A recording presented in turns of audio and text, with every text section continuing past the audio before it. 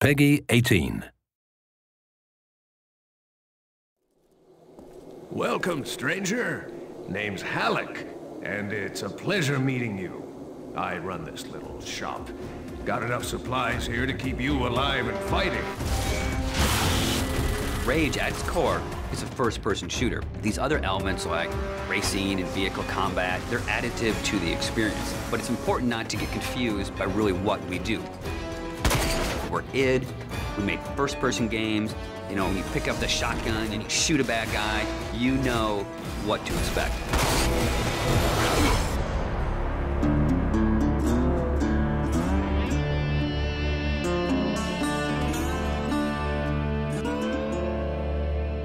So in Rage, what we've tried to do is in every new environment that you enter, we give you a new weapon or a new ammo type or a new engineering item to keep the experience fresh. And as you play through the game, your arsenal grows and grows. It's a few different elements that really make a weapon good or satisfying. When you hit the fire button, it needs to do something on the other end. And that's where you get the feedback from blowing a head off or seeing a cool death animation.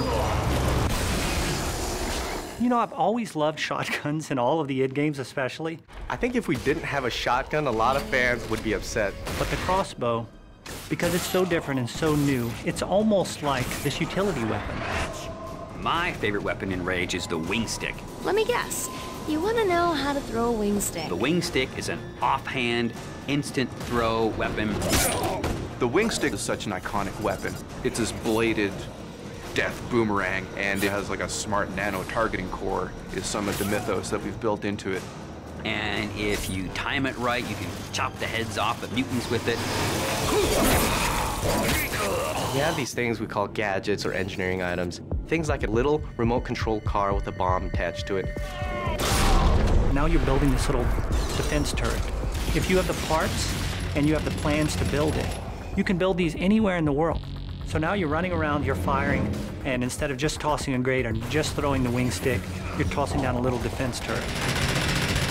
When we have other more complex engineering items, as you progress through the game, things like sentry bots that are automated robots that shoot all your enemies for you. If you utilize some of the other gadgetry items, you can make it a thinking man's game. But it doesn't stray too far from our core mechanics. It's one button. It all follows the same principle. I pay nicely for quality goods. There is an economy, and when people first think about the economy, they think RPG. But the economy is really your tool to manipulate how you want to play the game. It really is this player choice mechanic. So you're picking up this cash and these other cool items, then you sell it and you pick which ammos you want to buy. When you get these new things, you'll want to try it out. And when you do, you learn how that impacts you as the player and how you want to approach a situation. But at every step of the way, we never want the inventory to get in the way.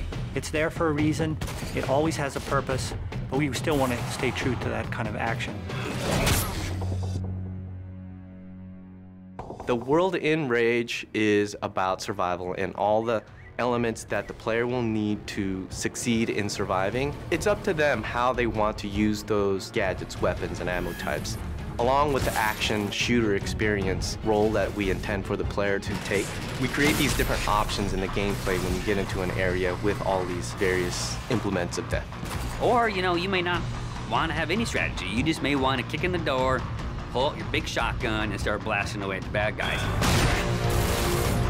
We really give players the opportunity to engage the enemy AI in the way that's best for them. And we feel that that adds a lot of life and replayability to the game.